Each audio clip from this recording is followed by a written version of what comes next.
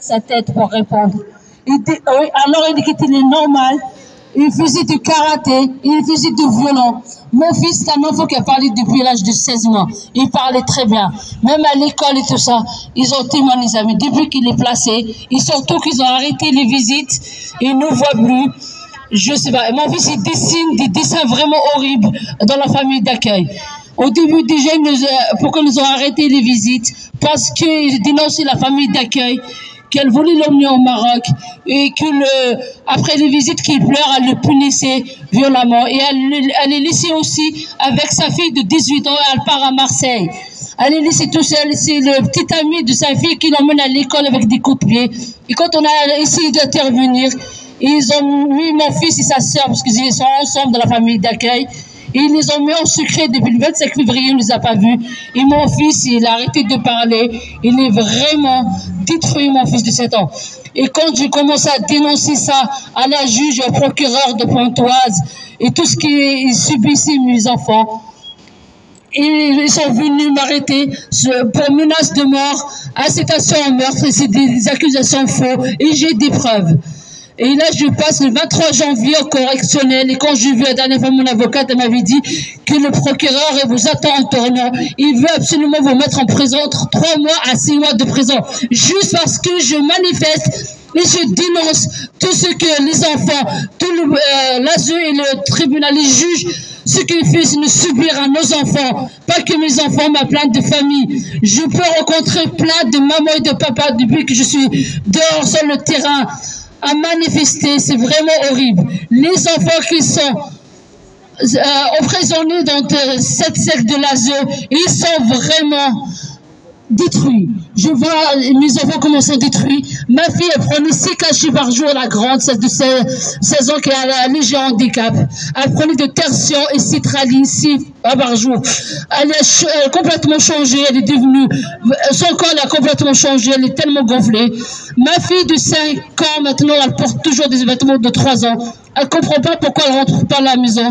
Elle nous réclame. Et mon fils, il ne parle plus. Et à cause de ça, la juge, elle veut absolument m'emprisonner. Et moi, j'ai qu'à leur dire, la prison, elle ne me fait pas peur. Je suis dehors et je vais continuer à porter la parole de mes enfants. Je suis dehors, je ne suis pas ni menaçante, ni quoi que ce soit. J'ai jamais menacé personne. Je suis là pour apporter la voix de mes enfants, la voix de tous les enfants. À leur dire, voilà, je suis là pour sauver mes enfants. Je ne veux pas que mes enfants soient détruits, ni devenir des terroristes, ni des délinquants. Je vais continuer, même au présent, je vais continuer à porter la voix de mes enfants. Il y a une chose aussi, je ne suis pas tout seul. Il y en a plein de mamans et des personnes qui nous soutiennent. Et je vais continuer à sortir mes enfants de là. Je suis avec mes enfants, avec tous les enfants, avec tous les mamans et les papas de ceux qui manifestent pour leurs enfants. Il y a une chose que je n'ai pas peur, je vais continuer. Vous pouvez venir me chercher au tribunal, j'ai passé 8 heures en garde à vue. Et je suis encore là, je vais continuer à porter la voix de mes enfants. Et je vais faire tout pour sauver mes enfants.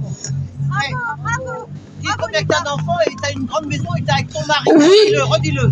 Oui, je suis avec mon mari depuis 24 ans. J'ai 2 enfants aînés. Il y en a un que la plupart le connaissent. Il est ici, oui, il y en a le grand, il est parti parce qu'il n'a pas supporté la situation, mais il fait l'agromécanicien. Le deuxième, sa 3e école de commerce. Voilà, j'ai élevé 2 grands. Voilà, 4 placés. J'ai ma fille qui va avoir 18 ans, ils veulent la mettre sur tutelle parce qu'elle va avoir 18 ans en février. Ils me disent, on va la mettre sur tutelle, ils ne veulent pas me la rendre. Mais je vais faire tout pour la rendre. Et j'ai un autre 12 ans, il va avoir bientôt 13. Et ma fille de 5 ans et mon fils de 7 ans, celui qui ne parle plus depuis le mois de mai. Voilà. Oui, et j'ai une grande maison, ils ont des chambres, les filles ils ont les chambres, une chambre à 2, et mes garçons ils ont une chambre, j'ai une grande maison. Voilà, j'ai tout à la maison. Même quand ils sont venus visiter, ils m'ont dit qu'il manque rien. Mais je sais pas, il manque rien, mais ils ne veulent pas me rendre mes enfants. Et je suis là pour dénoncer, je vais continuer à sauver mes enfants.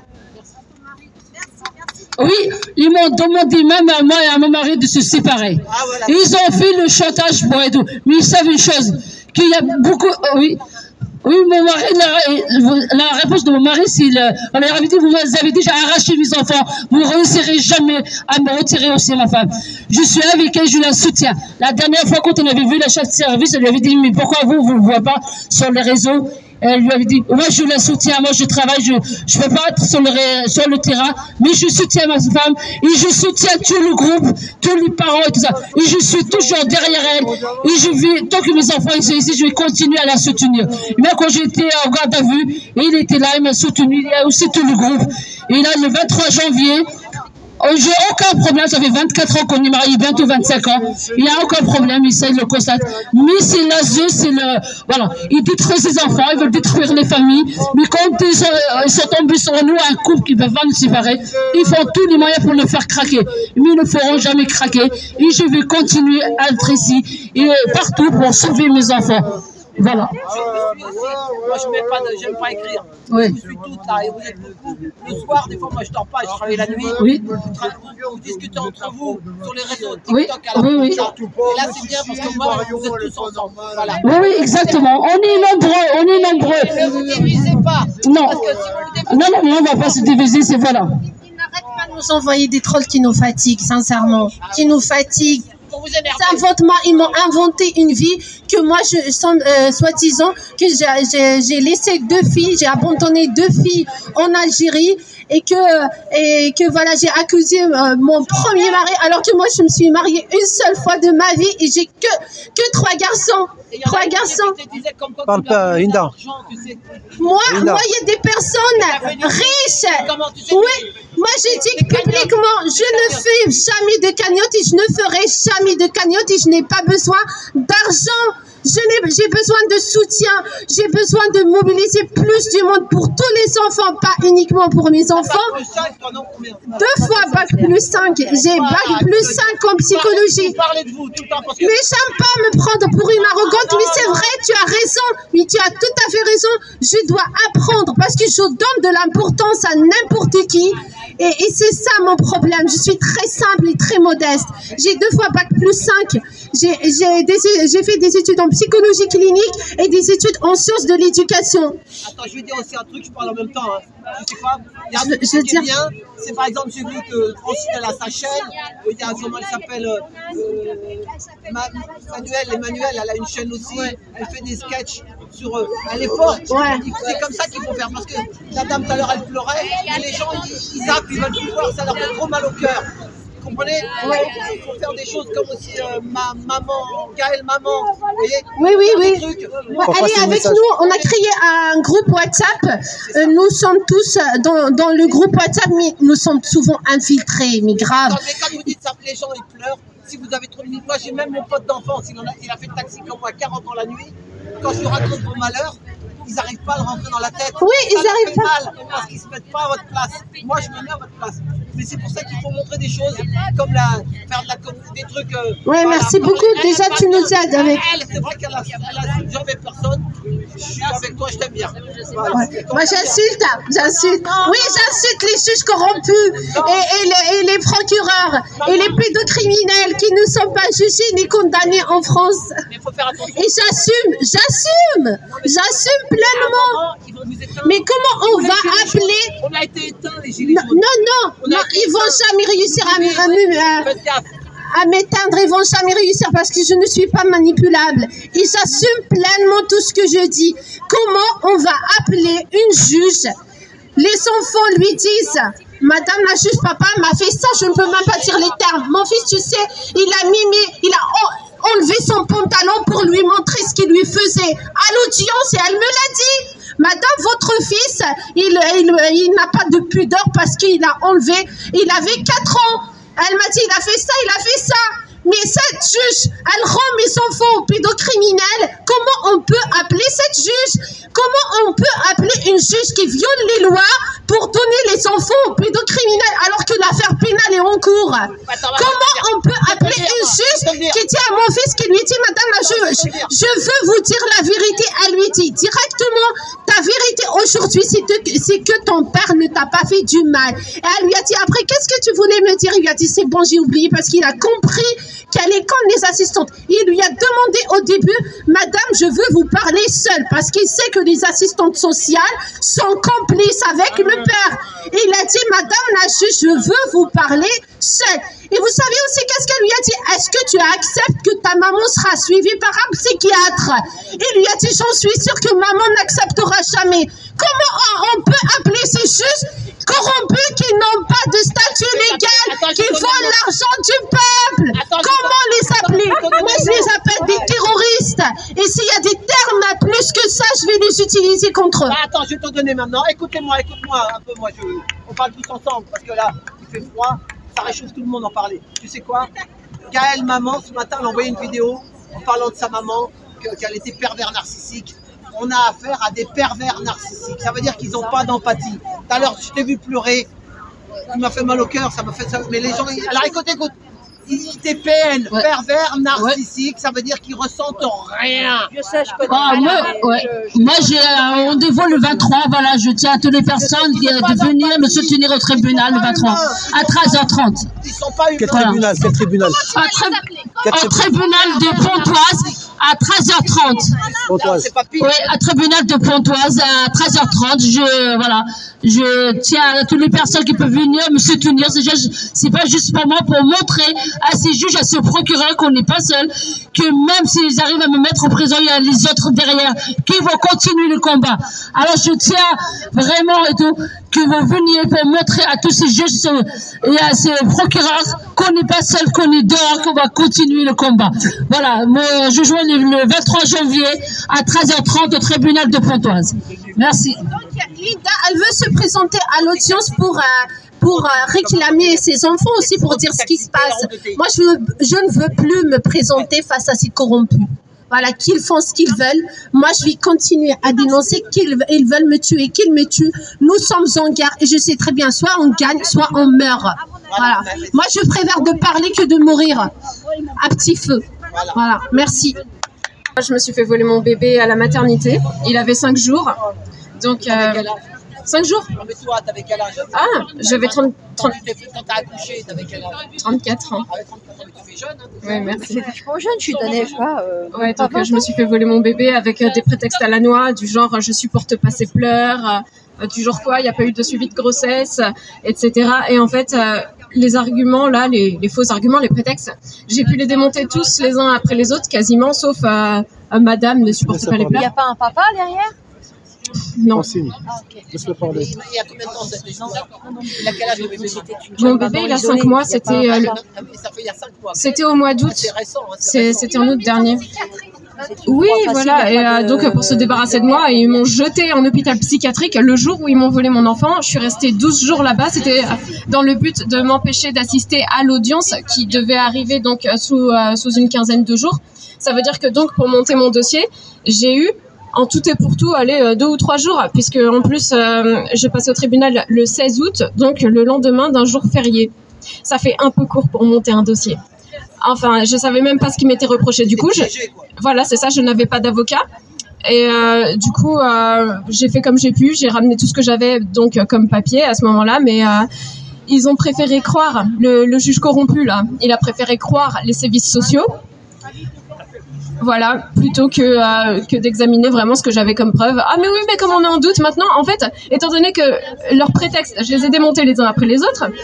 Ah mais oui, mais on a des doutes sur le fait que vous soyez folle, parce que leur psychiatre, là, corrompue, elle aussi. Sans âme, ils n'ont pas d'âme. C'est ça, ils n'ont pas d'âme. Et du coup, elle prétend que je pourrais représenter un danger pour mon enfant, donc qu'il faut pas me le donner. Sauf que je me suis ramenée donc à la dernière audience avec une attestation d'une psychologue judiciaire et une attestation de psychiatre, plus mon dossier médical où j'étais à la maternité, qui dit que j'avais pas besoin d'hospitalisation en urgence, en psychiatrie. Mais malheureusement, en fait, dès l'instant que cette femme corrompue, là, cette experte psychiatre, là, qui dit que je pourrais être un danger, eh ben, ce qu'elle dit, elle, c'est parole d'évangile. Et même si je prouve 1000 fois que je suis pas folle, eh ben, à cause de cette experte psychiatre, je suis folle. Et je vais dire aussi un truc, sur TikTok à la porte, Reste à l'heure, t'inquiète, on m'entend. Tu sais quoi? J'ai vu sur YouTube, j'avais jamais vu ça. Quand ils enlèvent ils rentrent dans la maison, les policiers en civil, la maman hurle, l'enfant hurle. Ils le montrent sur TikTok. Hein. Avant, ils ne le montraient pas ça. Tu vois ce que je veux dire? Ils ne ramènent aucune réquisition. Moi, vous savez, ma nièce de 2 ans, quand ils m'ont mis en garde à vue, quand j'ai pris mon fils, elle m'a dit les policiers sont méchants. Pourquoi? Parce qu'ils ont pris Axel, mon fils. Elle est traumatisée par la police à cause de ça. Je t'explique que maintenant, c'est en vidéo. Je l'ai vu en vidéo, mais ça fait mal au cœur. T'entends l'enfant qui hurle, la maman qui hurle, tout le monde qui hurle, la police qui fait son taf. Mais le taf de quoi? Ils n'ont pas le droit, ils sont tous hors la loi. Ils sont hors la loi, voilà.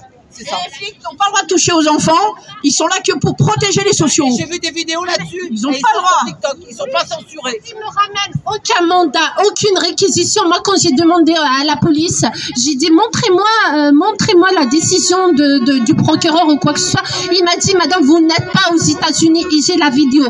Vous n'êtes pas aux États-Unis, vous êtes en France. Oui, j'ai dit, je sais très bien que je suis en France, mais rien, aucune décision. Une ordonnance de placement provisoire. Ils doivent venir avec. Non, mais moi, j'ai jamais eu l'ordonnance du placement. Jamais. Elle n'a pas fini. Léla. Vas-y, finis. Oui, donc suite à la dernière audience aussi, il faut savoir que sous prétexte que je pourrais être folle, parce que sait-on jamais, hein, mais faites attention, aujourd'hui c'est moi, demain c'est vous. Hein. Donc, sous prétexte que je pourrais être folle, mon fils a pris 1 an de prison ferme. 1 an? Ils ont reconduit le placement pour 1 an. Et j'ai interdiction totale de le voir. Mais toi, ça te rend dépressive aussi, ça te fait. T'imagines que le mal que ça te fait, toi-même, toi qui es normal, qui accouche comme une jeune femme normale, et qu'on te retire ça, toi d'un seul coup, tu es obligé de. Tu sais quoi? Moi, ils me font peur avec l'ASE. Tu sais où ils sont? Attends, tu sais où ils sont? Alain, il y a été là-bas, ils sont à côté de l'Institut médico-légal. Tu sais ce que c'est l'Institut médico-légal? Quand un taxi se faisait zigouiller, il se retrouvait là-bas, quai de Bercy. Et il y a la Seine. Ça veut dire que quand tu sors de là-bas, tu as 2 choix. Tu as l'Institut médico-légal dans le trou ou tu jettes dans la Seine. Ben, c'est grave. Voilà. Et ça vous rend malade. Non mais naturellement, c'est pas normal de pas aller chercher nos enfants. On est obligé de se retenir. On sait qu'on a affaire à des garces qui nous les gardent illégalement et on est obligé de fermer notre bouche parce que sinon elles ont les bras armés pour nous foutre soit chez les fous, soit en tôle. Donc c'est complètement délirant. Non, le truc c'est vraiment qu'elle nous bloque de notre instinct naturel. Moi je dirais pas normal. D'ailleurs je dis plus normal parce que normal c'est accepter les normes. On n'est pas normal. On est naturel. Donc voilà, on a tous il y en a, ils ont un œil qui fait comme ça. Bon voilà, on va te retirer ton mouflet. Non mais ça suffit le délire là. Ça suffit. T'es très courageuse. Oui, il faut que tu prennes des vitamines. Là, je te ferai un petit diagnostic. Ça, ouais, t'es toute pâle. Non, ouais, t'as pris, mais c'est normal en plus. Quel âge t'as? 35 ans. 35 ans, t'es jeune. C'est une jeune femme. Bordel, mais aidez-la, la reine. Bougez votre cul, là. Sortez, aidez-la. Il y a Gaëlle aussi, là-bas, qui est en galère. Vous pouvez pas laisser ces jeunes femmes se faire voler leurs enfants comme ça. Et d'abord, au début, en plus, moi j'ai la chance, on a une amie de la famille psychiatre depuis 40 ans qui me dit, mais elle, c'est elle qui veut plus me décrocher, elle en peut plus, elle devient folle. Parce que elle a fait son petit job, bon, elle avait vu 2-3 trucs un peu chelous, mais elle travaillait pas dans les sociaux, elle était dans les entreprises. Mais c'est complètement antinaturel de retirer des enfants comme ça aux mères. C'est vouloir les rendre folles. Ouais, c'est ça, c'est une voilà. Malade, donc soit tu déprimes, soit tu fatigues, soit t'as plus faim. Enfin, de toute façon, t'as des réactions corporelles normales. Je veux dire, on te vole ton enfant, on te donne l'adresse. Et de temps en temps, t'as une connasse qui, tous les 3 mois, elle t'appelle ou elle t'envoie un courrier pour dire oui, tiens, il faut des chaussettes. Moi, je rappelle qu'en 1 an, je n'ai que 2 photos de mon fils. Ça, ce sont des façons de faire de kidnappeurs. C'est les kidnappeurs qui vous envoient 2 photos pour vous faire voir que le mouflet, il est encore en vie. Voilà. Ce sont des kidnappeuses. Point barre. Donc, quand on sait ça, bon, on arrive à mieux digérer le truc. Qu'est-ce que tu veux faire contre des kidnappeurs? T'es une maman, t'es super, mais tu peux pas aller comme ça toute seule. Il faut qu'on se réunisse tous, mais qu'on y aille. Tu sais qu'on n'aura peut-être pas besoin des gendarmes, mais on va y aller entre maman et papa. Là, on est déjà... Regardez, il y en a qui sont venus de Lyon, d'Angoulême, vient de la banlieue et tout, donc ça suffit. Moi, je viens de Normandie. On va se déplacer, on va trouver une d'entre nous là qui veut. Moi, je veux qu'on aille chercher Darius. J'en ai marre. La prochaine manif, c'est devant les foyers de Rouen. On gueule jusqu'à temps que ces cons, ils me rendent mon fils. Attends, mais je vais te dire un truc par rapport aux agriculteurs. Tu dis qu'on va aller chercher un coup de téléphone. Oui, ils viennent tu avec peux pas, les gendarmes et des chars Centaures, là, t'as vu? Oui, les agriculteurs. Alors moi, les agriculteurs, non, s'il vous plaît, passez-là cette vidéo, parce que j'aimerais bien qu'ils l'entendent. Il y a je pense qu'ils sont pas beaucoup non plus. Parce que eux aussi, moi j'habite, alors écoutez, j'habite à Gournay-en-Bray. C'est à 100 km de Paris. Donc on voit très bien l'espèce de ceinture, là, de gros agriculteurs propriétaires terriens. Et après, quand on passe Gisors, il y a quelques petits paysans. Moi, je parle pas des agriculteurs, je parle vraiment des paysans. Et des petits agriculteurs. Tous ces tracteurs, si vous aimez vraiment la terre, il va falloir de toute façon arrêter de la tasser comme ça. Hein. Vous connaissez les Bourguignons, Claudia Bourguignon, le couple, tout ça, vous connaissez. Ou si vous connaissez pas, vous n'êtes pas des agriculteurs. Donc vous allez vous renseigner auprès de Bourguignon et vous allez voir que vos tracteurs, ils vont nous servir dans peu de temps à remplir les entrepôts. Et à aller de temps en temps, mais il faut arrêter sur les champs. Hein. Nous, on n'est pas. Moi, personnellement, par exemple, je suis pas d'accord pour subventionner tout ça. Donc, si on veut retrouver une vraie paysannerie, des vraies familles, avec des mamans aimantes, enfin tout ça, de toute façon, il faut qu'on soit solidaires. Parce que les vrais agriculteurs qui ont encore les coucougnettes de prendre leur tracteur et de monter et de faire des petits dérapages dans les champs pour essayer de monter, ils sont plus beaucoup. Alors moi, je leur propose de venir nous aider à sortir les mouflets. Et une fois que les mouflets sont sortis, on s'installe dans leur ferme. Parce que moi, j'ai visité une ferme il n'y a pas longtemps à 330 000. Franchement, elle était trop top, mais j'ai pas les sous, là. Où il y a 3 bâtiments dedans, une belle baraque. Et un bâtiment, on pourrait refaire une autre baraque pour des mamans, des machins. Je veux dire, on peut reconstruire le pays ensemble, bordel de merde. On n'a pas besoin d'eux. Moi, je demande, les agriculteurs, s'il vous plaît, faites ce mouvement avec les médias aussi. Dans les médias, il doit y en avoir il y en a chez qui ça chatouille. Vous avez vu, il y a Carl Véron, il parle. Il y en a qui parlent quand même un petit peu. Allez les médias, allez les agriculteurs. On vient soutenir les mamans. Regardez Laïla, elle est devenue toute blanche depuis la dernière vidéo. On va pas la laisser devenir comme ça. Bon, nous, on va lui donner un peu d'orange et de vitamine C, mais bon, il y a un moment, il faut lui rendre ses mouflets. Et il faut rendre mon fils aussi. Parce que moi, je deviens pas blanche, moi, je deviens rouge. Donc après, ils se disent, elle est blanche, elle est rouge, on va la foutre. Non, tu vas arrêter de nous rendre blonde, rouge, bleu, vert, il y en a ras-le-bol. Et vous arrêtez de faire des trucs chelous avec nos enfants. Demain, il y a un truc sur le médical, je crois, le vaccin. Je vais y aller aussi. Parce que moi, mon fils, ils l'ont peut-être vacciné. Ça fait 1 an, j'avais dit l'hépatite B. Non, c'est sexuellement transmissible. Maintenant, il y a encéphalie, je sais pas quoi. Et enfin, il y a plusieurs cas qui ont été avérés après ces vaccins-là. Il y en a marre. Donc, voilà.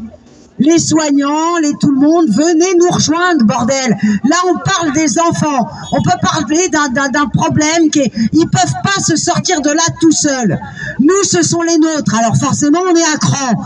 Mais en plus, en tant que citoyen, si vraiment vous cotisez, vous dites participer à une société ou quelque chose, on vous parle d'un trafic d'enfants qui est fait par l'État. Il faut stopper ça tout de suite. Maintenant, on aurait dû stopper ça hier. Et encore une fois, hein, aujourd'hui c'est nous, demain c'est vous. Hein. Si vous ne réagissez pas, n'attendez pas qu'il y ait plus de victimes encore. Réagissez. Et puis eux, ils font ça pour leur travail, leur place. Il y en a beaucoup. Ceux qui oui. Tu sais, c'est leur paye. Vos enfants sont comme le blé des paysans pour aller le revendre. C'est leur travail. Oui, mais même les payes, il faut pas avoir peur. Tout l'argent est bidon. Il y aura des payes pour tout le monde. N'ayez pas peur. Ah oui, de toute façon, même si vous n'avez pas d'enfants placés, sachez qu'il y a l'éducation sexuelle dans les petites classes qui est devenue qui est passée au programme scolaire. Donc dès la maternelle, sachez que vos enfants apprennent du contenu inadapté. Et je vous raconte même pas ce que les enfants de 8 ou 11 ans ont à l'école. C'est pornographique en fait le contenu. Hein. Et les parents réagissent toujours pas. Et les parents ne réagissent pas. Je pense que même la moitié cautionne et non. Je voulais rajouter qu'il y a eu 3 enquêtes est ouverte d'enfants qui violent d'autres enfants. Hein. C'est déjà arrivé là, 3 fois. Un petit café. Donc la situation est très très grave. Je répète qu'on parle des enfants.